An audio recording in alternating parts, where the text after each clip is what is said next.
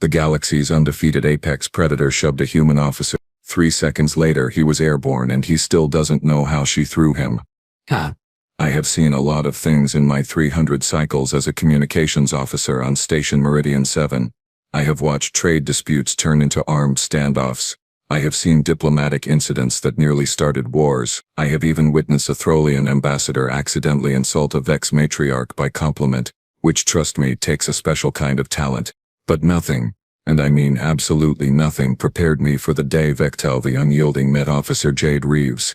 Station Meridian 7 floats in neutral space right on the border between 3 different territorial claims.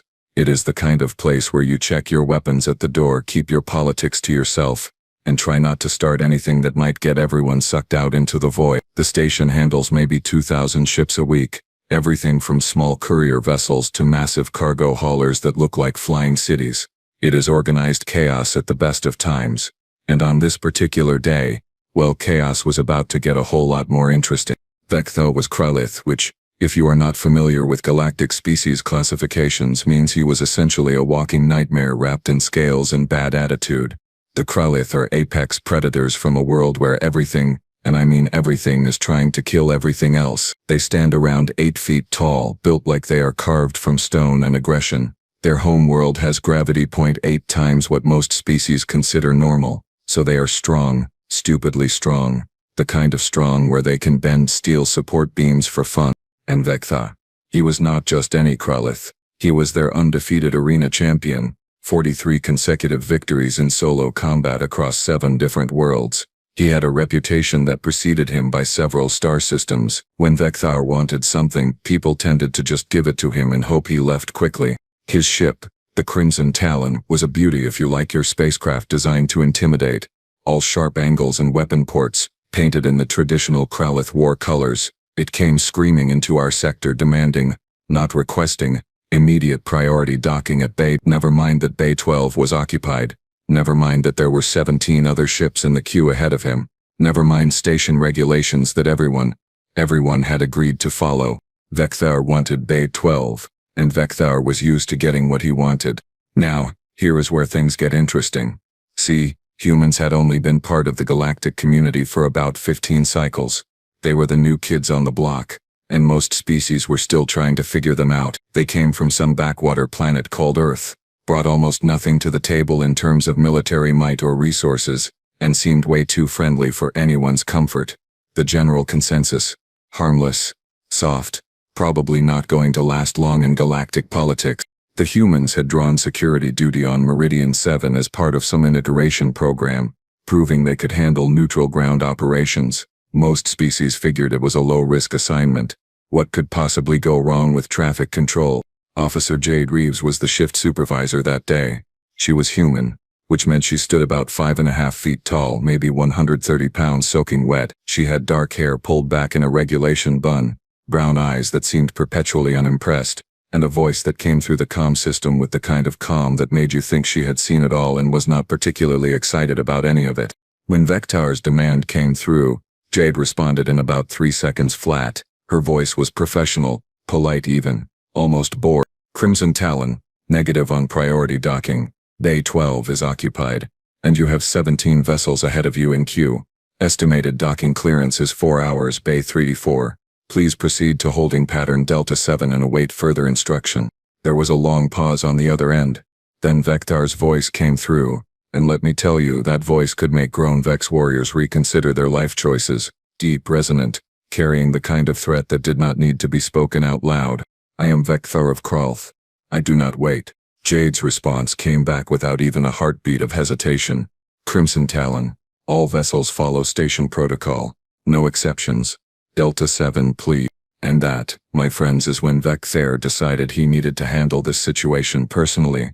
So, Vectelvor decided that station regulations were more like suggestions, and he forced his ship into an authorized docking sequence at Bay 9.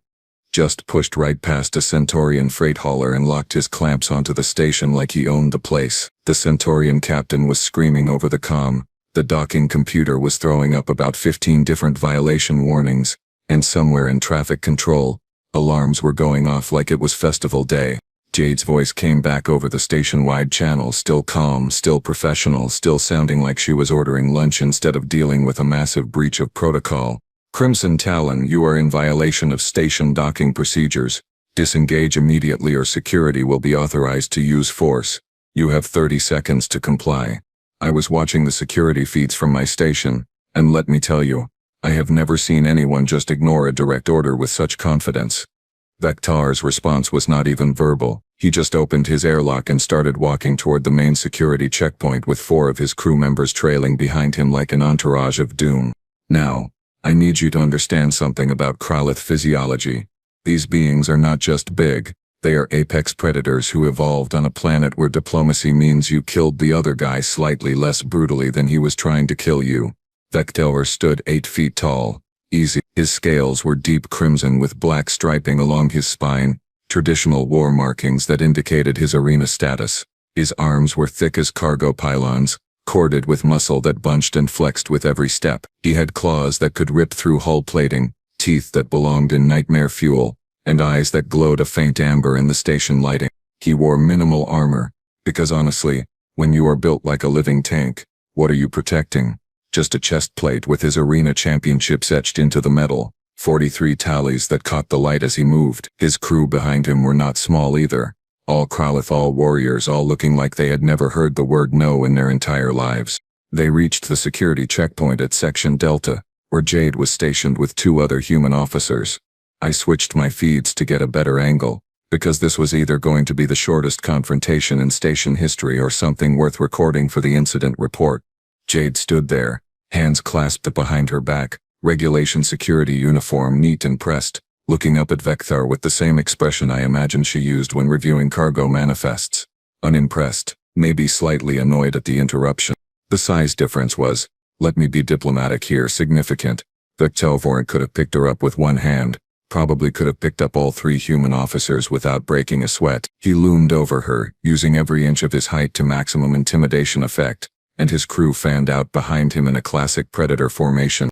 You, Vectelvor said, his voice rumbling like distant thunder, will grant me access to Bay 12. Jade tilted her head slightly, the way you might when considering whether to have tea or coffee. No, she said simply, you will return to your vessel, disengage from Bay 9 and proceed to your assigned holding pattern. Alternatively, you will be escorted off this station in restraints. Your choice. One of Vectelvor's crew members made a sound that might have been a laugh, if laughing sounded like gravel in a processing unit. Vectelvor himself leaned down, bringing his face closer to Jade's level. His teeth, and there were a lot of them, were very visible. I have killed champions of 17 worlds, he said, each word deliberate and heavy. I have stood in arenas where the weak are consumed and the strong take what they wish. I do not follow the rules of prey species who hide behind desks and regulation. Jade did not blink, did not step back, did not even shift her weight. That is fascinating, she said, her tone suggesting it was anything but. Unfortunately for you, this is not an arena. This is a neutral station with established protocols that everyone, including arena champions who apparently have not learned how to wait in line, must follow. Oh, I saw it then. The shift in Vectelvor's posture, the way his shoulders tensed. He was used to beings cowering, backing down, apologizing profusely and giving him whatever he wanted just to make him go away. Jade was doing none of those things. She was standing there like she had all day, like an 8-foot killing machine was just another item on her checklist. You dare, Vectelvor growled, and his hand came up, one massive clawed finger pointing at her face, to speak to me this way. You, barely worth noticing. Your species has been in the stars for what? A handful of cycles. You are nothing. Less than nothing. Jade's expression finally changed. One eyebrow went up just slightly. Are you done? She asked. Because I have actual work to do, and your tantrum is disrupting station operations. The other human officers I noticed had not moved, had not reached for weapons, had not called for backup, had not done anything except stand there with the same vague professional boredom. Like this happened every day, like 8-foot apex predators throwing their weight around was just another shift rotation. Vectelvor's eyes narrowed, his crew shifted, waiting for his signal. The entire checkpoint had gone quiet, other travelers backing away slowly, because everyone with functional survival instincts could feel what was about to happen. Step aside, Vectelvor said, his voice dropping to something dangerous and low. Last warning, human. Jade crossed her arms. No. And that is when Vectelvor made the biggest mistake of his considerably violent life. Vectelvor reached out with one massive hand and shoved Jade aside. Not gently, not a little push to make a point. He put force behind it, the kind of casual, contemptuous shove that said she was an obstacle, nothing more, barely worth the energy expenditure. His palm connected with her shoulder and he pushed, expecting her to stumble, to fall, to get out of his way like every other being with functional survival instincts would do. Jade took exactly 3 steps back, absorbed the momentum and stopped. Her boots scraped against the deck plating with a sound that seemed way too loud in the sudden absolute silence that had fallen over the checkpoint. Everyone froze. And I mean everyone. The other travelers waiting in the security line, the station personnel at their posts, Vectelvor's own crew, even the automated cargo loaders seemed to pause mid-operation, because in all of galactic civilization, in all the protocols and regulations and treaties that governed neutral stations, there was one rule that everyone understood. You do not put your hands on station security. Vectelvor seemed completely oblivious to the fact that he had just crossed about 15 different lines simultaneously. He took a step forward, clearly intending to just walk past Jade and her team like they were furniture, like the matter was settled, like physical intimidation had won the day, as it probably had for him countless times before. Jade straightened her uniform with one hand, tugged her sleeve back into place, and spoke in that same calm, almost conversational tone.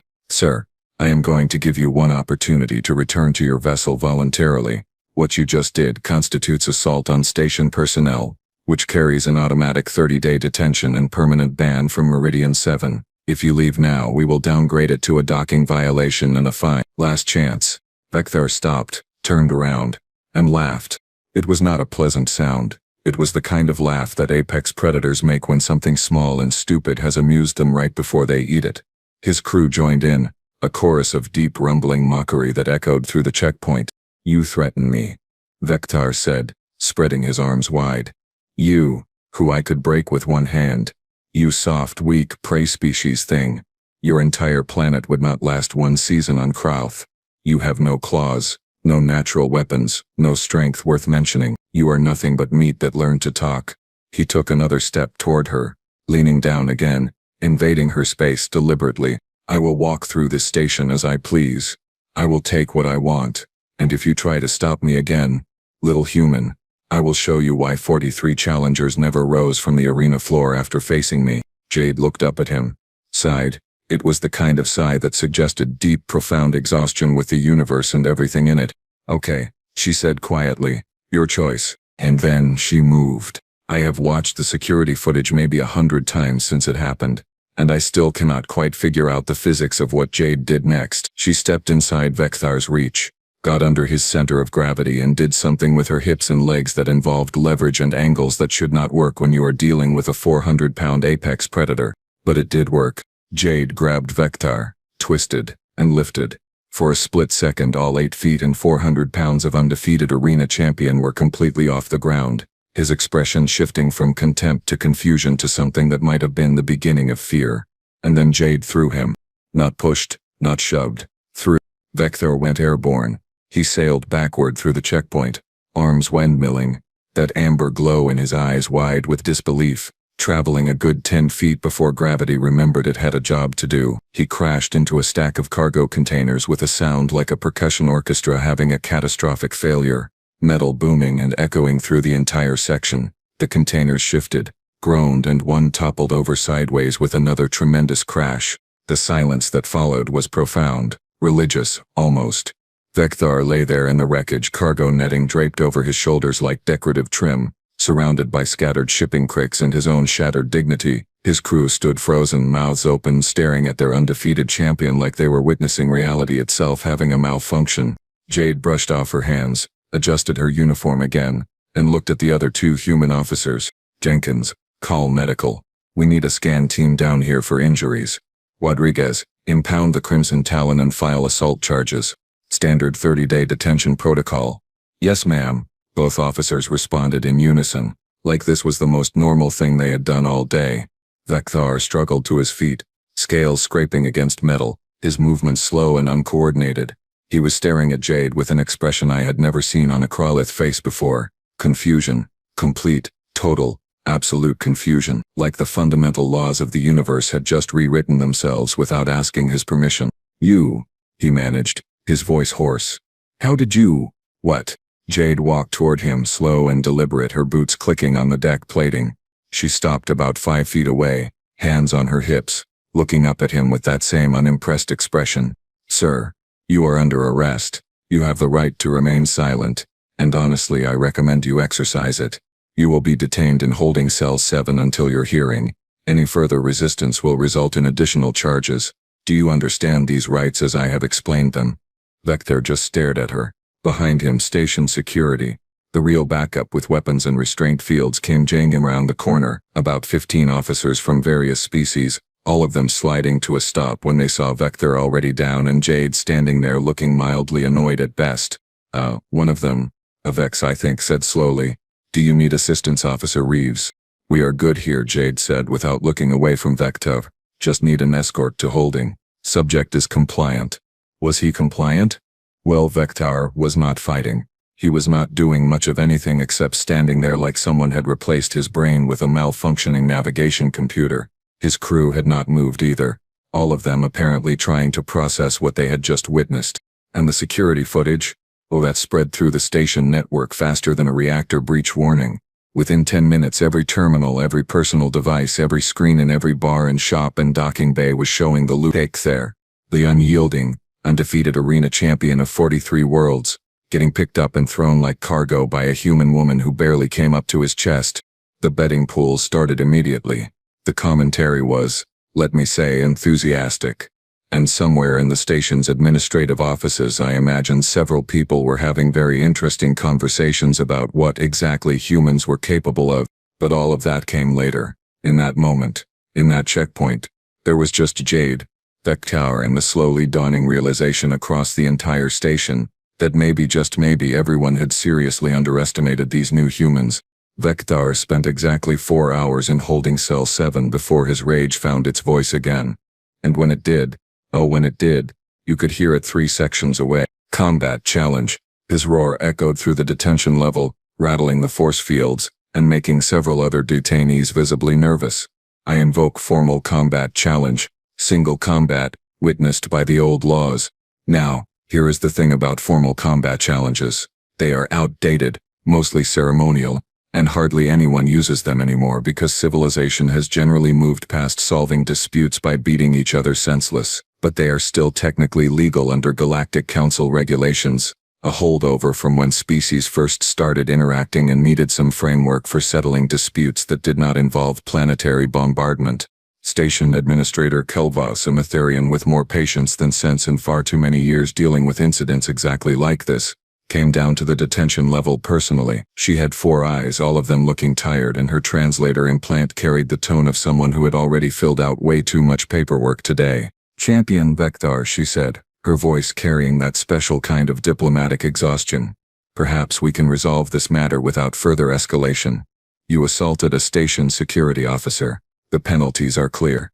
Accept the detention, pay the fine, and we can all move forward with our lives." Vectelvor slammed his fist against the force field, making it flicker and buzz. "My honor has been damaged, my reputation destroyed. That human, she humiliated me in front of witnesses. I demand satisfaction. Single combat to submission or surrender, witnessed by the station population. It is my right under council law." Kelvos' upper 2 eyes closed slowly, a Mytherian expression that roughly translated to "Why do I even bother?" "Officer Reeves would have to accept," she pointed out, "and she is under no obligation to do so." "Then she is a coward," Vectelvor roared.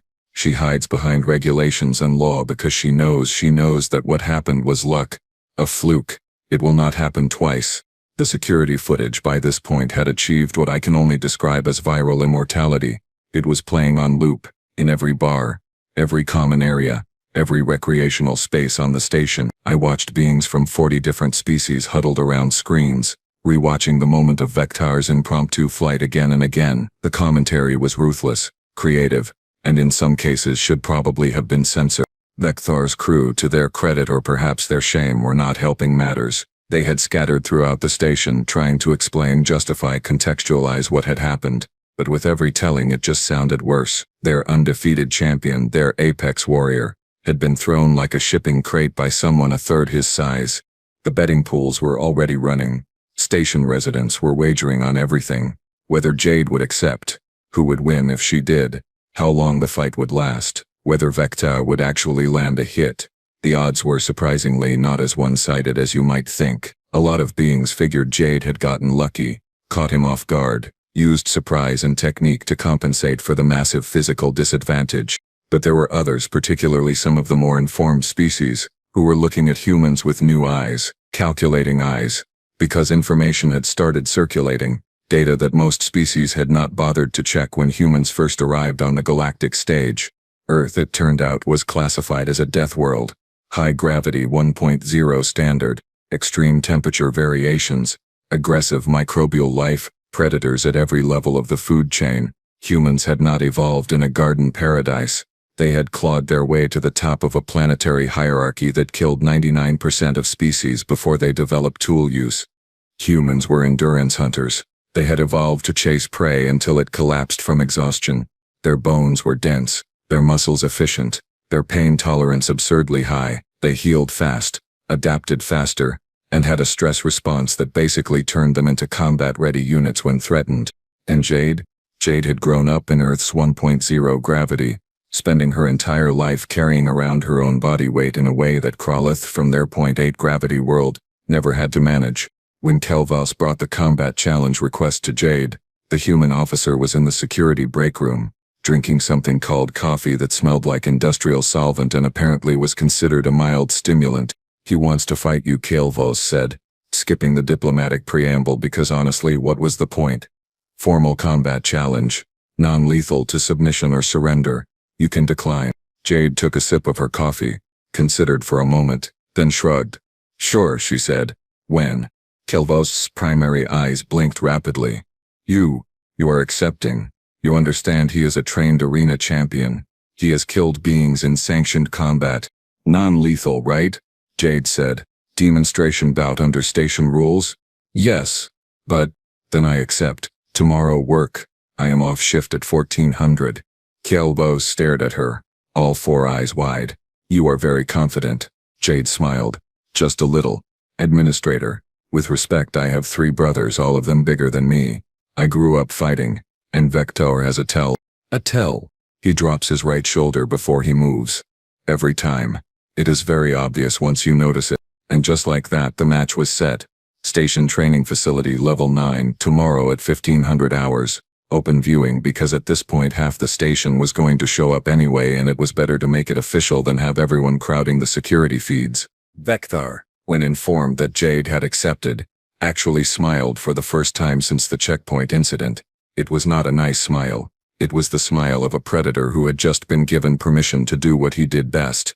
He spent the rest of the day in the detention gym, a special reinforced area designed for high-mass species to maintain their physical conditioning. He ran through combat drills, practiced strikes against reinforced dummies, worked himself into a focused rage that would have terrified any sensible being. His crew gathered to watch, their confidence returning. This was familiar territory. This was what Vectelvor did. In a proper fight, with rules and structure and space to move, there was no way some small human could repeat her earlier success. It had been luck, surprise, a moment of carelessness. It would not, could not happen again. The betting odds shifted slightly in Vectelvor's favor as word spread of his preparation, his focus, his absolute certainty. But there were still those other bets, smaller pools, quiet wagers between beings who had done their research, who understood what humans were, where they came from, what they were capable of. Those bets were on Jade, and the payouts, well, the payouts were going to be substantial.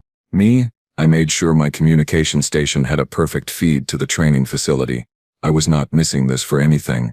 This was either going to be the biggest upset in station history, or confirmation that the universe still made sense and physics still mattered. Either way, it was going to be one for the records. The training facility on level 9 was designed to accommodate heavy combat species, which meant reinforced floors, high ceilings, and impact-resistant walls that could theoretically survive a small explosion. By 1445, every viewing gallery was packed, and I mean packed. Beings were standing on each other, hanging from railings, pressing against the transparent aluminum barriers to get a better view. I counted at least 30 different species in the crowd: Vex warriors with their crystalline armor, Centaurian traders who had apparently abandoned their cargo schedules, Throlian diplomats who were definitely supposed to be in meetings, even a few Mytherians who normally avoided anything resembling violence. The noise was incredible, a mixture of vocalizations, translator overlays, and the general buzz of several hundred beings all talking at once. The betting terminals were doing record business. Final odds had settled at roughly 60-40 in Vectelvor's favor, which honestly showed more respect for Jade than I expected. Apparently enough beings had watched the checkpoint footage enough times to think she might have a chance. Vectelvor entered first, and the crowd noise shifted, got louder. He wore minimal armor, just like in the arena fights he was famous for. Chest plate, arm guards, nothing that would restrict movement. His scales gleamed under the facility lights, that deep crimson with black war markings looking freshly polished. He rolled his shoulders, stretched his neck, and the muscles moved under his scales like tectonic plates shifting. He looked ready. He looked confident. He looked like someone who had spent the last 24 hours convincing himself that yesterday had been a fluke and today was going to restore his reputation. Jade entered from the opposite door, and the crowd noise changed again, got quieter, more uncertain. She wore standard security combat gear, flexible polymer armor over a compression suit, nothing fancy. Her hair was still pulled back in that regulation bun. She looked calm, professional, like she was showing up for a training exercise rather than a formal combat challenge with an apex predator who had publicly sworn to humiliate her.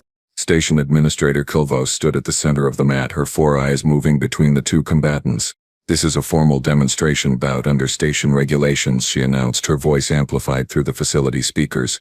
"Non-lethal combat to submission or surrender. No weapons, no lethal techniques, no strikes to vital areas. Medical teams are standing by. Combatants, do you understand the rules?" "Yes," Jade said simply.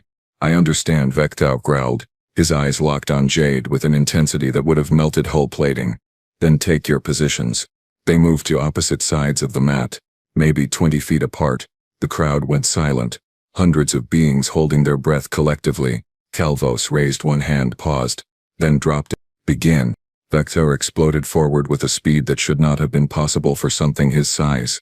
He closed the distance in maybe 2 seconds, coming in with a combination strike that had probably ended dozens of arena fights before they really started. Right claw high, left claw sweeping low, designed to overwhelm and crush. Jade was not there.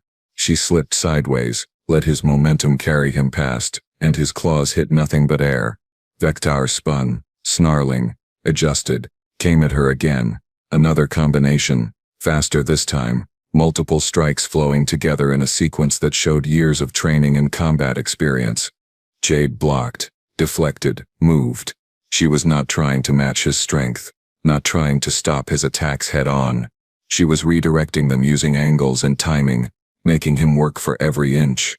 His right claw came in. She shifted her weight and guided it past her shoulder. His left followed. She ducked under it and his knuckles scraped against the mat with a sound like grinding metal.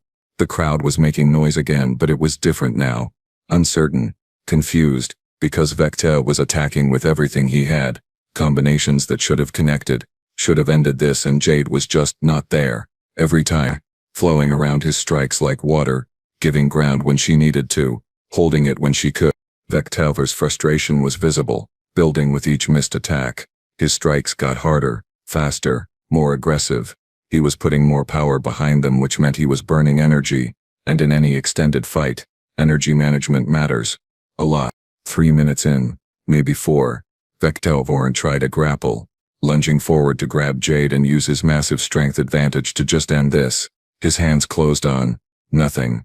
Jade had dropped low, rolled, came up behind him, and delivered a sharp kick to the back of his knee. Not hard enough to injure, but hard enough to make the joint buckle slightly, throw off his balance.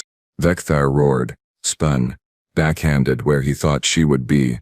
She had already moved, circling left, her breathing controlled, steady. She was not even winded yet. Vectelvor, on the other hand, was breathing harder, not exhausted, not yet, but working, really working. 5 minutes. 6. The pattern continued. Vectelvor attacked. Jade defended, redirected, avoided. She was learning his rhythm, his patterns that tell she had mentioned about his right shoulder.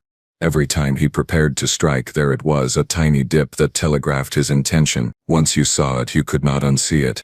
And then at minute 7, Jade stopped retreating. Vectelvor came in with another combination, and this time Jade met him. Not head-on, not strength against strength, but she engaged. She blocked his right claw, trapped it against her forearm, used the contact point to pivot, and drove her elbow into his ribs. The armor absorbed most of it, but the impact was there, solid, real. Vector's eyes widened slightly. That had hurt. Not much, but enough to notice. Jade did not give him time to process. She flowed into another strike, low kick to his forward leg, forcing him to adjust his stance, then a palm strike to his center mass, pushing him back, then another combination, faster now, not defensive but offensive, and suddenly Vector was the one reacting instead of acting. The crowd noise reached a new level. Beings were shouting, cheering, making sounds that did not translate, because this was not supposed to be happening. Vectelvor's the undefeated champion. He did not get pushed back. He did not get put on the defensive, but he was now.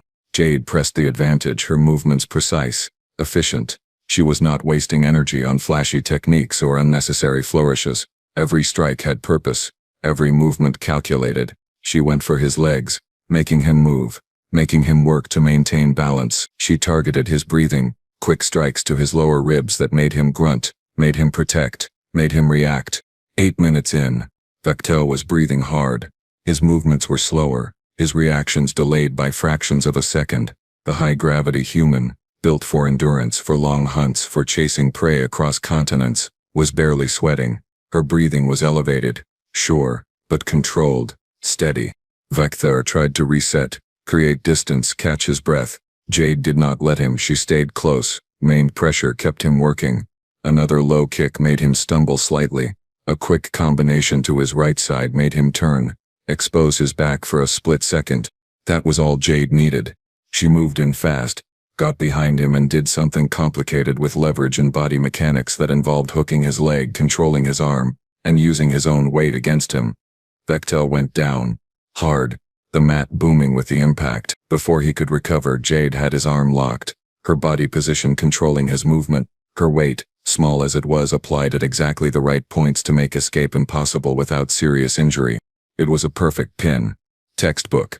The kind of thing you see in martial arts demonstrations where everything goes exactly right. Vectelvor struggled, tried to power out of it. His muscles bunched, his scales scraped against the mat. Nothing happened. He could not move, could not get leverage, could not do anything except lie there while the reality of his situation sank in. Yield, Jade said quietly, her voice calm despite the exertion. Or I dislocate your shoulder. Your choice. The crowd had gone absolutely silent again. You could have heard a cargo pin drop. Vectelvor lay there breathing hard, his face pressed against the mat, and for a long moment I thought he might actually refuse, might actually let her injure him rather than admit defeat. His pride, his reputation, everything he was had just been dismantled in front of hundreds of witnesses. But then, slowly, with a sound that might have been a sob or might have been something else entirely, he tapped the mat 3 times. The universal signal for submission. Jade released him immediately, rolled away, came to her feet in one smooth motion. She stepped back, giving him space, her posture relaxed but ready in case he tried something stupid. Vectelvor stayed down for a moment longer, then slowly, painfully pushed himself up.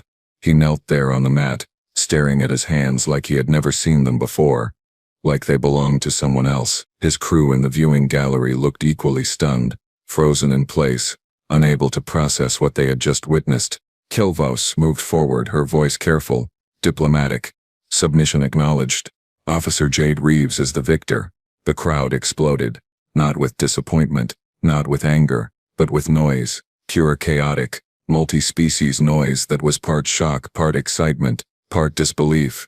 Beings were gesturing wildly, arguing, celebrating, commiserating. The betting terminals were processing payouts that were going to make some very happy and some very upset individuals. And in the center of it all, Jade walked over to Vectelvor, who was still kneeling, still staring at nothing. She extended her hand, the universal gesture of respect between combatants. Vectelvor looked at her hand, looked at her face, and something in his expression shifted, cracked, reformed into something new. Something that might have been understanding or respect or just complete bewilderment at how his entire worldview had been overturned in less than 10 minutes. Slowly, carefully, he reached out and took her hand. Vectelvor sat in Administrator Calvos's office 3 hours later, his detention sentence quietly reduced to time served and a moderately painful fine. He looked smaller somehow, despite still being 8 feet of apex predator. His posture was different.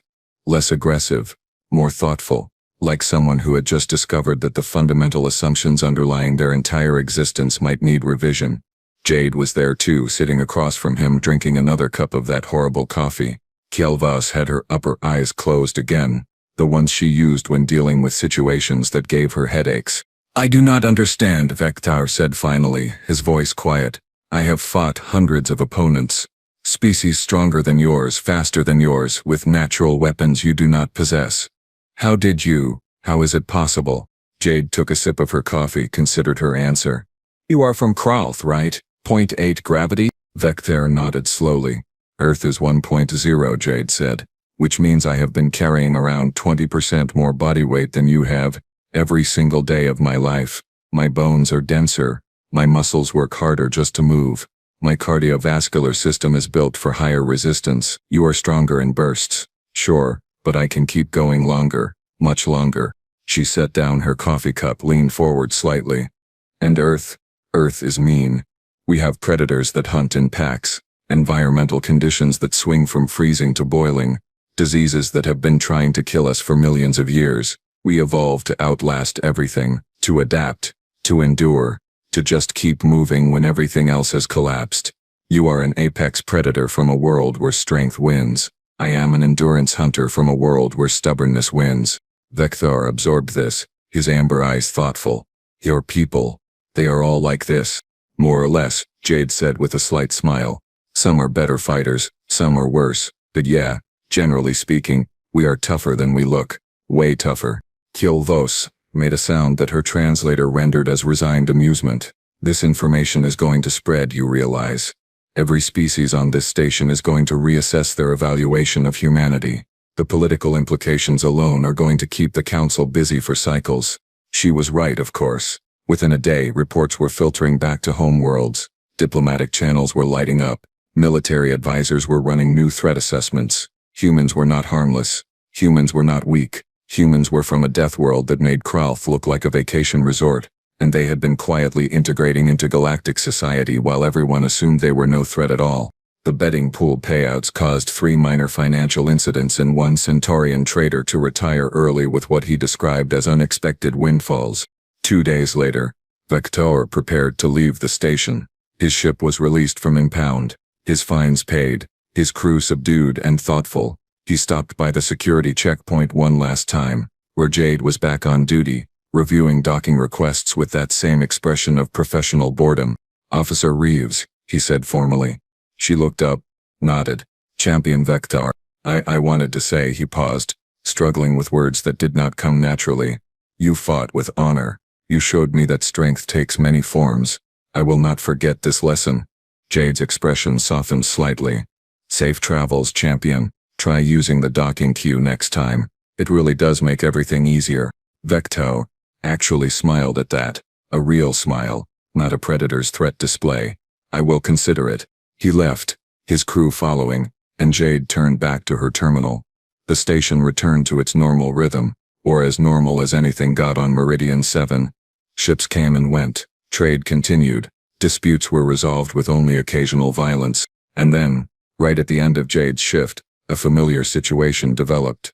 A Throlian cruiser, ignoring the docking queue, demanding immediate priority access to Bay 7 because their cargo was important and they were too significant to wait. Jade's finger hovered over the communication panel. Her expression did not change, but I swear I saw the tiniest hint of amusement in her eyes. "Throlian vessel Silver Wing, negative on priority docking. You have 12 ships ahead of you in queue. Estimated docking time is 2 hours, Bay 15. Please proceed to holding pattern and await further instruction." There was a pause on the other end, a long pause, and I would bet credits to cargo space that someone on that Throlian ship was frantically searching the station records, pulling up security footage, and realizing exactly who they were talking to. "Understood, officer," came the reply, remarkably polite. remarkably quick. Proceeding to holding pattern now. Our apologies for any confusion. Jade allowed herself a small smile. Thank you for your cooperation, Silverwing. Welcome to Meridian 7. And that, more or less, is how everyone learned that humans were not to be underestimated, that size is not everything, and that violating docking procedures on Station Meridian 7 was a really bad idea. Me? I kept the security footage. All of it. 'Cause someday when people ask how humanity went from being dismissed as harmless to being respected throughout the galaxy, I want to be able to show them the exact moment it happened. The moment Vectelvor the unyielding learned that humans do not yield either.